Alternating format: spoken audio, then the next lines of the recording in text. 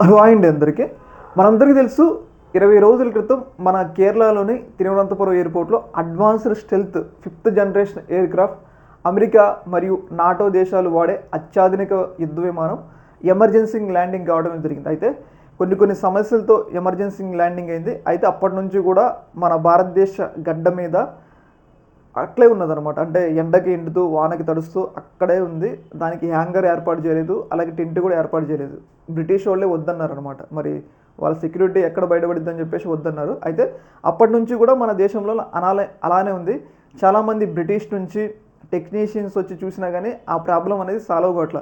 రీసెంట్గా కొన్ని రోజుల్లో అమెరికా నుంచి లాక్హీడ్ మార్టిన్కి సంబంధించిన ఈ యుద్ధ విమానాన్ని తయారు చేసిన నిపుణులు వస్తారంట. వాళ్ళు చూసిన తర్వాత విమానం వర్క్ అయింది.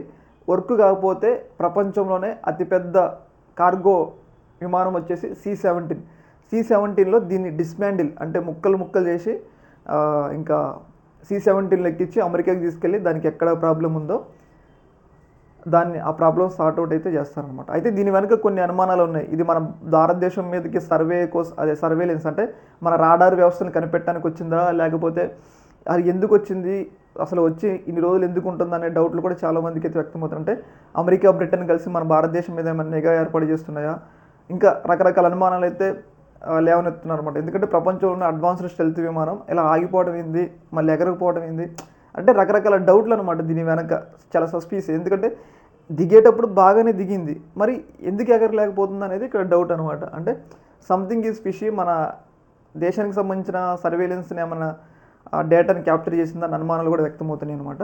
ఏదేమైనా కానీ ఒక రకంగా ఇది అమెరికాకి నాటో దేశాలకు అవమానం. ఎందుకంటే ఒక థర్డ్ వరల్డ్ కంట్రీలో దిగిన తర్వాత అది మళ్ళీ టేకప్ కాగిపోవడం, దాన్ని C-17లో ఎక్కించకపోవడం, అది కూడా ప్రపంచంలో అత్యాధునిక స్టెల్త్ విమానం అంటాం.